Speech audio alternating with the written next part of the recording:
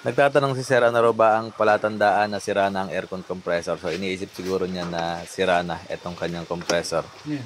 So i-check muna natin mga sir. Lagyan natin ng sabon. At ayun, nakikita nyo. Ayun. Taas na ba ng Malakas taas yung pa? leak.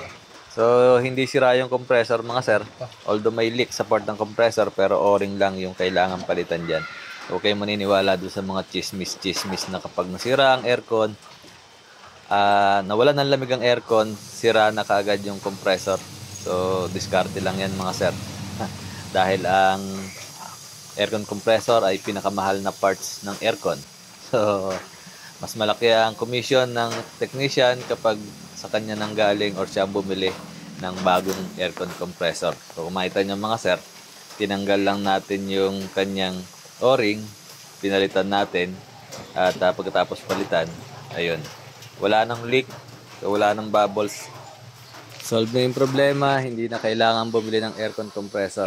So, binabacuum na lang natin mga sir para makapagsali na tayo or makapag-refill tayo ng refrigerant. Antayin lang natin matapos yung...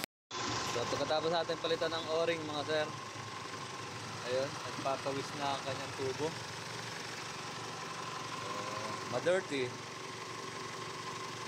Dugyot daw si Sulit Garage, sabi nung isang comment.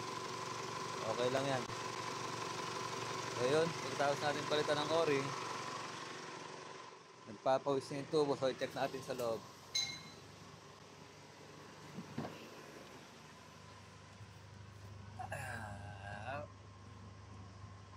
So 11 degrees mga sir.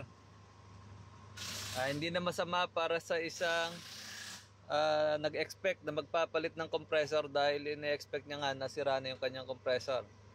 Or nasa isip niya nasira yung compressor dahil tuloy-tuloy na yung ikot pero walang lamig. At yun nga, yung kahirapan kapag wala tayong idea. So kung dinala natin yan sa pagawaan at yung gumagawa ay gipit, so nagkaroon siya ng pagkakataon para pagsamantalahan. So yun eh.